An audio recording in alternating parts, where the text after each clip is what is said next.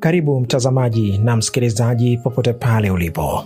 Hii ni makala maalum kutoka huku katika ukanda wa Bonde la Ufa katika kanisa la Waadventista wa Sabato jimbo dogo la Tanzania Rift Valley Field almaarufu TRVF. Hii ni makala maalum hii leo tukiangazia semina za kiutume kuimarisha viongozi kwa ajili ya kazi ya Mungu. Mimi naitwa Jackson Sekiete kwa niaba ya idara ya mawasiliano. Karibu katika simulizi ya kufahamu semina za kiutume kuimarisha viongozi kwa ajili ya kazi ya Mungu zilizokuwa zikifanyika kwa maeneo mbalimbali katika jimbo hili la TRVF. Kanisa la Waadventista wa Sabato jimbo dogo la Tanzania Rift Valley Field maarufu kama TRVF limekuwa na utaratibu endelevu wa kuandaa semina mbalimbali kwa viongozi wa makanisa pamoja na waumini wake. Lengo kuu la semina hizi si nyingine bali ni kuwakumbusha viongozi kuhusu jukumu kubwa walilopewa na Mwenyezi Mungu, jukumu la kufanya kazi ya Mungu, yaani kazi ya utume. Lakini semina hizi haziishii hapo tu. Viongozi wanafundishwa umuhimu wa uaminifu katika kumtolea Mwenyezi Mungu. Kwa upande wa walimu wa watoto nao hawakuachwa, wanawezeshwa kuwafundisha watoto njia zilizo bora za kumtumikia Mungu na kuishi maisha mazuri yenye kumpendeza Mwenyezi Mungu. Lakini pia waumini kwa ujumla wanaelekezwa kufanya kazi kwa bidii ili waweze kumtolea Mwenyezi Mungu zaka na sadaka bila kumwibia. Wakati huo pia semina hizi zinawahimiza viongozi na waumini kusoma vitabu mbalimbali ili kujifunza masuala tofauti ikiwemo afya na maisha yaliyo bora. Zaidi ya yote, semina hizi zinafundisha na kuimarisha dira ya kanisa la Waadventista wa Sabato jimbo dogo la TRVF ambayo imejengwa juu ya nguzo 5 muhimu. Nazo ni uinjilisti, uaminifu, uamsho na matengenezo, kubadili taswira, lakini pia uongozi bora.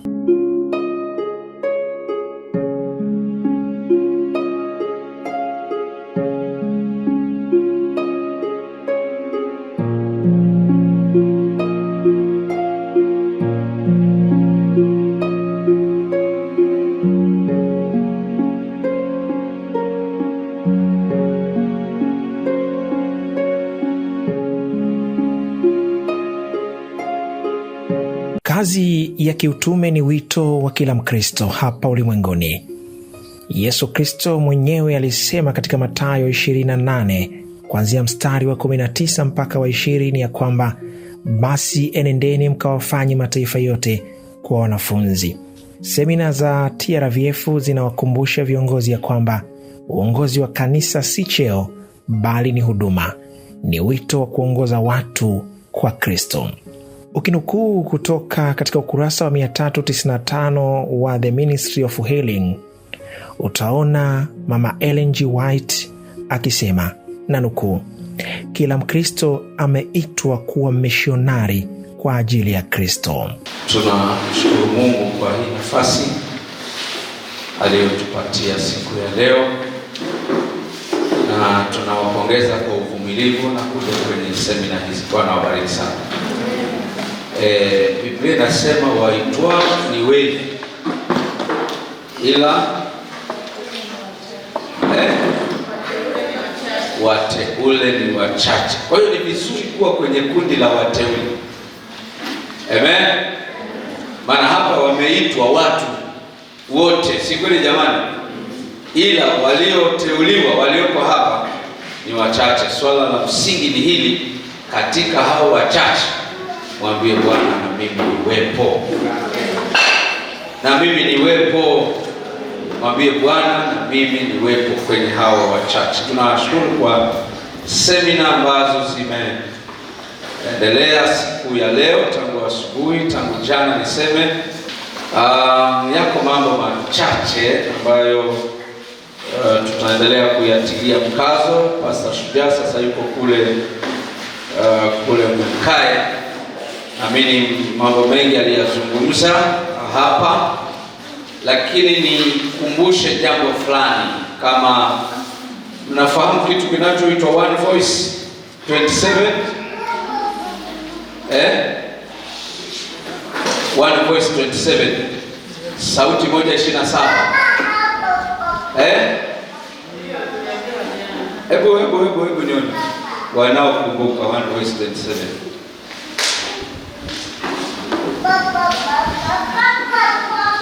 Tumenyosha mkono hivi. Hebu nyosha kabisa. Nyosha kabisa. Hebu simameni One Voice 27 mnaojua hiyo. Usiwe na wasiwasi. Hii kitu ni mpya, kwa hiyo tuna lengo nini, tunataka ingie kwenye vichwa vya watu. Haya. Hebu njoo mliosema. Njoo. One Voice 27. Njoo tumsijali. Ni miaka 27 ya kubatizwa Yesu, lakini miaka 2000 tangu ubatizo wa Yesu. Amen.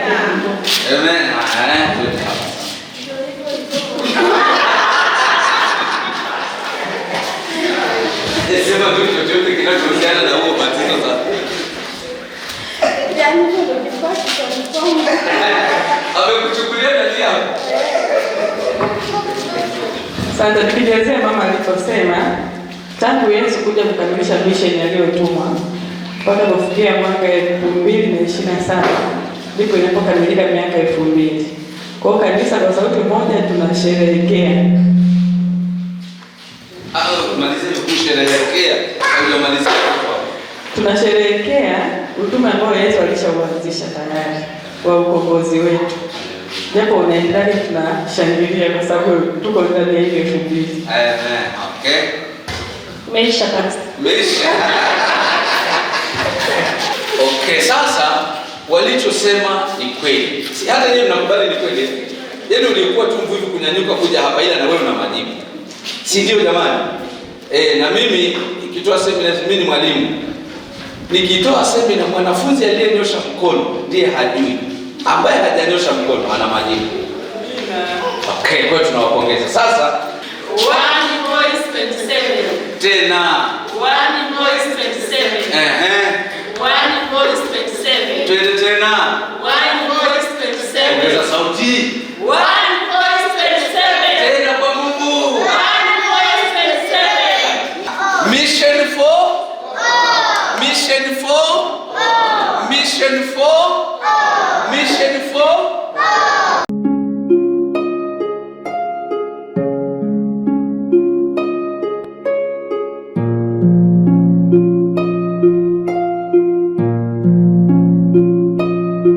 Lakini pia uaminifu ni msingi wa baraka.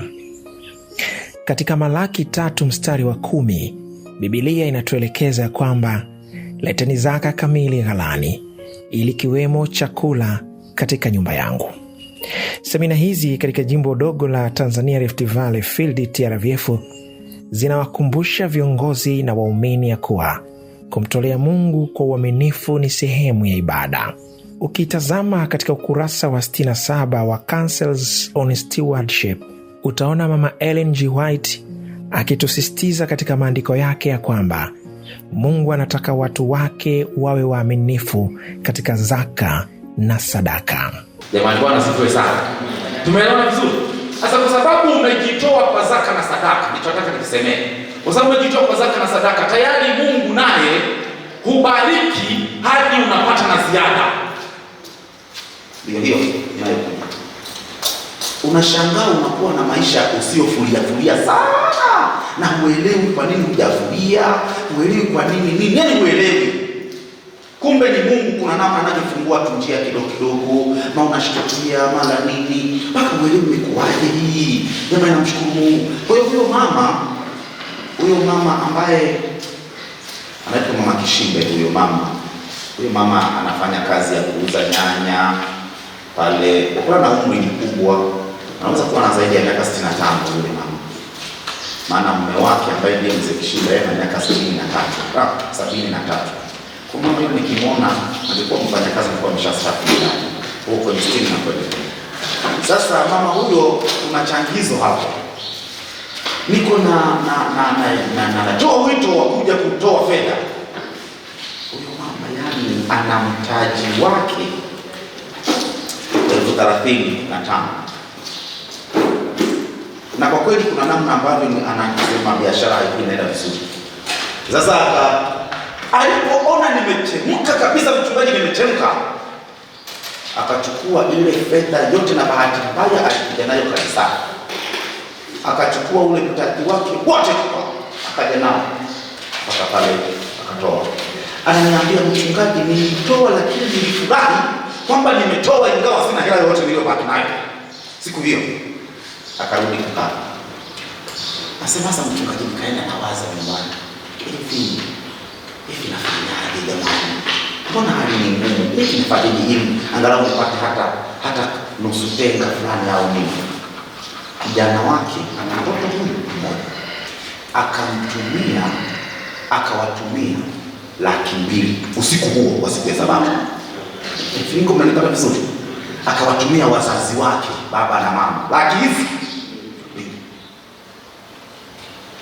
Yule mama asubuhi kabisa, sisi tunaanza kuimba nyimbo pale siku ya Jumapili. Ameshafika kwangu, kamwambia, mama, karibu. Akasema, mchungaji, ulishaona wale akina mama wakisukuma wanavyoongea, mchungaji, leo nimeona maajabu. Nikamwambia, mama, kuna nini? Na nafikiri kama kuna tatizo limetokea, maana haoneshi moyo ule wa furaha ule. Akasema, kumbe Mungu yupo. Akasema, wewe mama, wewe unasali bila kujua kama Mungu yupo? Yaani ulikuwa unasalije? Yani unajua kuna wanadamu wengine tunasali lakini ni kana kwamba tunabahatisha. Yawezekana yupo au hayupo vile, yani kuna kayamkini hivi. Nikamwambia, mama, kuna nini? Nikwambia, mchungaji, uliona jana anakuja pale kutoa mwishoni. Nilikuja kutoa mtaji wote wa nani? Sasa Isaac amesumia 200,000 usiku. Tangu aende mchungaji alikuwa analia tu kwamba mshahara hamna. Tukimwambia maana mpaka baba yake, kuna kipindi tuliuza hadi kondoo, walikuwa na kondoo sehemu fulani, ili tumtumie. Anatuambia, ni huku ndio bado kituo, hapa ndio nini, ndio tuna bado kwa mshahara na nini hivyo. Akasema jana anatutumia 200,000 na akampigia baba simu, na mimi nilipo kasema, baba, angalau namshukuru Mungu tumepata ka pesa hapa, nimewatumia. Yani mchungaji, yani huyo mama yuko pale nazuka tu pale sebuleni. Leo nikasema, yani kwa kweli jamani, wala Mungu hana taabu. Mali zote na fedha zote ni za kwake zote, na yeye anaamua tu, huyu awe nazo hivi, huyu afanye hivi, huyu wala hana shida.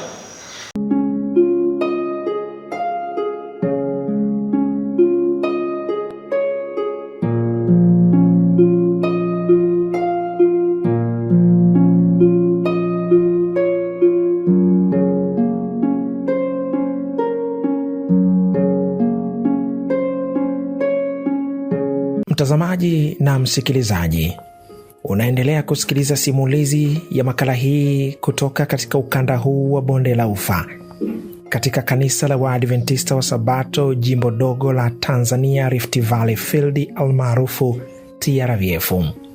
Bado tukikupa simulizi ya semina zinazoendelea ambazo zimeandaliwa katika jimbo hili kwa washiriki na viongozi wa makanisa mbalimbali katika mitaa ndani ya jimbo hili la TRVF. Lakini nikukumbushe tu mtazamaji na msikilizaji, katika makala hii kanisa la leo lina wajibu mkubwa kwa kizazi cha kesho. Tukisoma kwa pamoja Mithali 22 mstari wa 6, nayo inasema, mlee mtoto katika njia impasayo, hata atakapokuwa mzee hatatoka nayo. Kupitia semina hizi zinazoendelea, walimu wa watoto wanawezeshwa kuwafundisha watoto kumpenda Mwenyezi Mungu tangu wakiwa wadogo, na hii imedhihirishwa na kuthibitishwa katika ukurasa wa 170 wa Child Guidance. Utaona pale Mama Ellen G. White ameandika kwenye kitabu hicho ya kwamba kazi ya kufundisha watoto ni kazi ya juu na takatifu. nitataka kwa kifupi uangalie namna unavyoweza kuwasaidia watoto ili tukapata kanisa la kesho.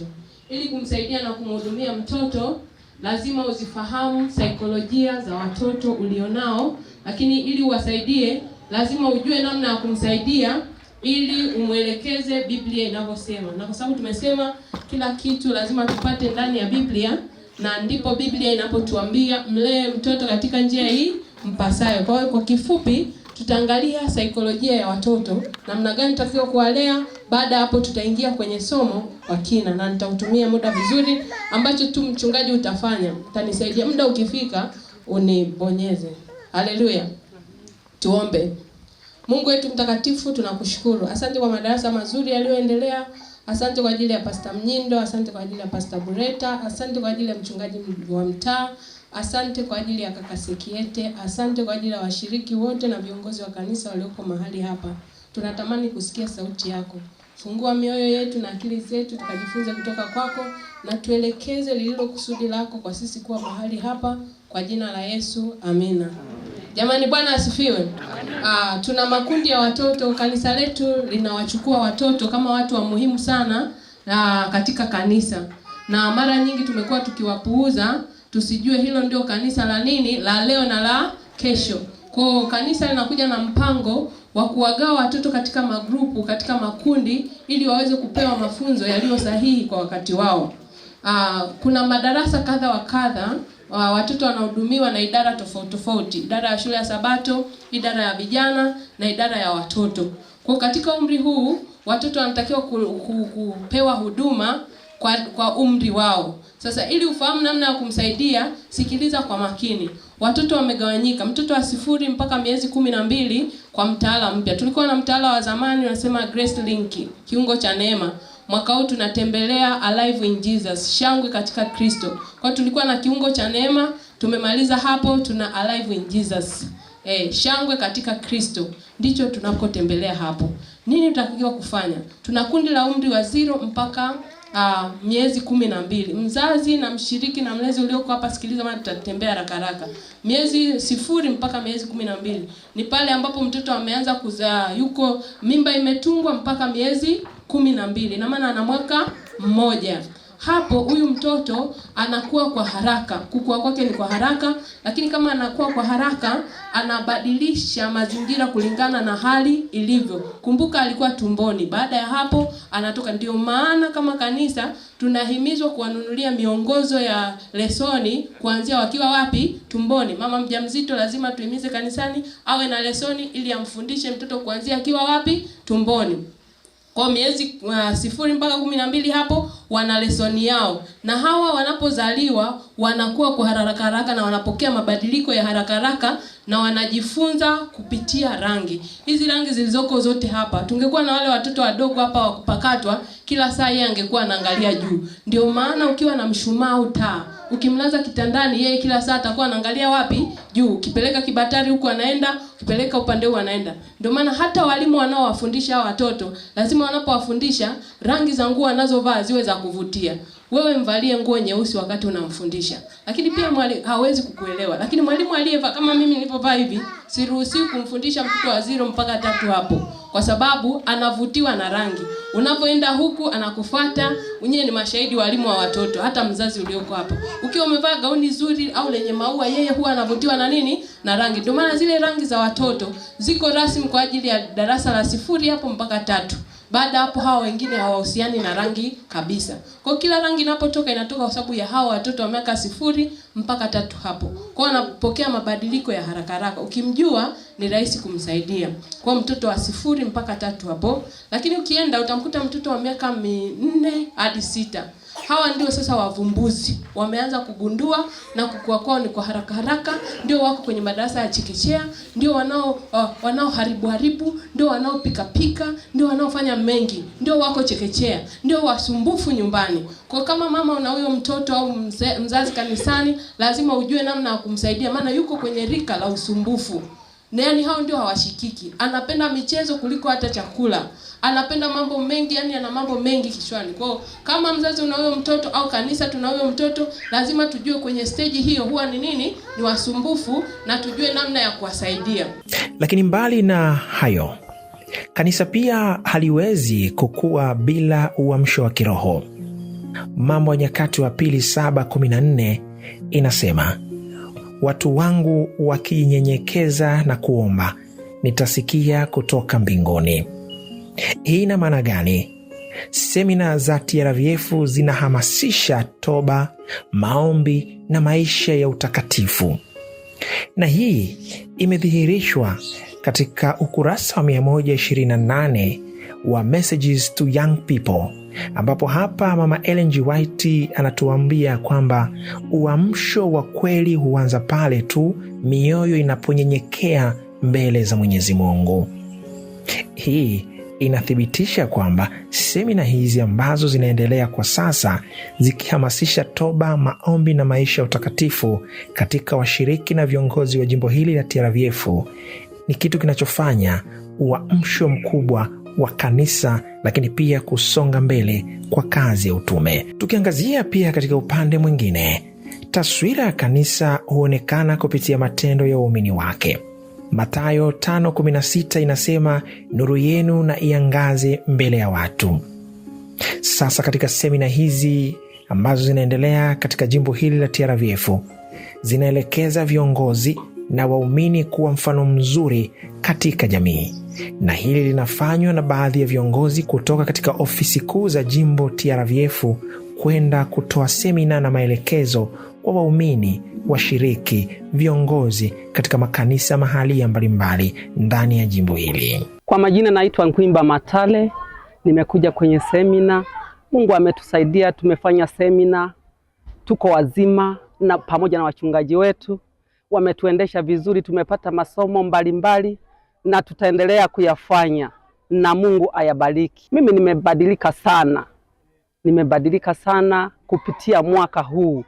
Nimejirudia, lakini nilikuwa mtendakazi na mwaka uliopita, na mwaka huu nimejirudia, nimekuwa shemasi mkuu tena. Watu wanaendelea kunipenda kazi ninayoifanya kwa Mungu, na Mungu anibariki sana ili niweze kusonga mbele. Jina naitwa Lea Zakaria Katema, ni mshiriki wa kanisa la Unyankindi. Tunamshukuru Mungu kwa ajili ya semina hizi ambazo zimeendeshwa hapa kanisani kwetu na mchungaji Mbwambo pamoja na mchungaji Shujaa. Zimekuwa semina nzuri. Tumejifunza habari ya ibada nzuri ambazo Mungu anahitaji nyumbani na kanisani pia. Tumejifunza namna ya kuishi kama washiriki. Tumejifunza namna nzuri ya kumtolea Mungu, kumrudishia zaka na sadaka, lakini namna nzuri ya kutendeana sisi kama washiriki. Kwangu mimi zimekuwa na mtazamo chanya.